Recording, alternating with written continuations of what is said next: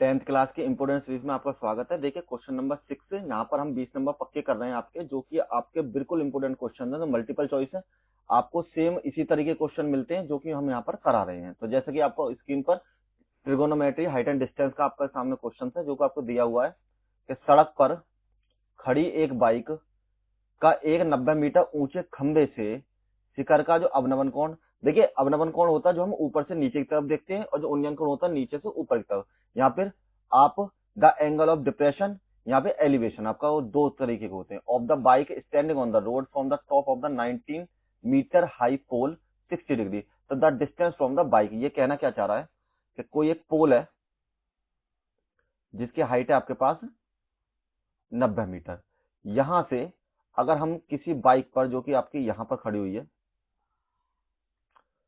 ये आपकी यहां पर कोई बाइक खड़ी हुई है, इस तरीके से मान लीजिए ये आपकी कोई यहां पर बाइक खड़ी हुई है, ठीक है।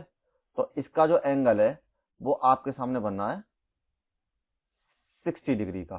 तो आपसे ये पूछा है कि the distance from the bike the base of the pole, मतलब इसके बेस से आपसे पूछा गया है इसके बेस से जो बाइक का जो डिस्टेंस है वो कितना होगा, ये आपको फाइंड करना है।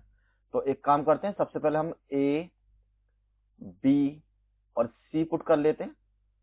तो इसके बाद हमको क्या करना है, देखिए आपको सबसे पहले दिया है कि एंगल ए सी और बी इक्वल टू 60 डिग्री और पोल की ऊंचाई, पोल की जो हाइट है वो आपको दे रखी है 90 मीटर, ठीक। अब आपको क्या करना है, देखिए आपको पता होगा परपेंडिकुलर अपॉन में बेस, मतलब कि लंब बटे आधार, जो कि आपकी वैल्यू बराबर हो जाती है tan थीटा इक्वल टू आपका परपेंडिकुलर अपॉन में बेस, ठीक। तो यहां पर इसकी वैल्यू आपके पास 60 के बराबर और ए बी की वैल्यू 90 के बराबर, और ये वैल्यू आपको बी सी का डिस्टेंस आपको फाइंड करना है। तो tan 60 की वैल्यू होती है आपके पास अंडर रूट, tan 60 की वैल्यू आपके पास होती है tan 60 टेबल से अंडर रूट 3 के इक्वल्स में। तो अब यहां पर आप क्या कर सकते हैं, सिंपल के under root 3 equals to 19 upon में बी सी क्रॉस मल्टीप्लीकेशन। तो B C under root 3 equals to आपकी वैल्यू 90 के बराबर और B C equals to 19 upon में अंडर रूट 3, ये आपकी वैल्यू होगी। लेकिन आप एक चीज देखिए, आपको कोई भी आंसर इस फॉर्म में दिखाई नहीं दे रहा है।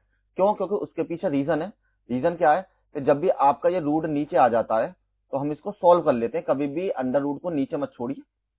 तो जैसे 19 अंडर रूट 3 आपके पास इक्वल्स टू बी सी के, तो हम क्या करेंगे, अंडर रूट 3 के ऊपर गुणा करेंगे, अंडर रूट 3 के नीचे गुणा करेंगे। तो यहां से आपकी वैल्यू हो जाएगी 90 अंडर रूट 3, और ये रूट की जब रूट में मल्टीप्लाई करी तो 3 के बराबर, इसको कैंसिल किया 30, तो ये आपके लिए 30 अंडर रूट 3 मीटर के इक्वल्स टू, और ऑप्शन नंबर जो डी है वो आपका बिल्कुल करेक्ट हो जाएगा।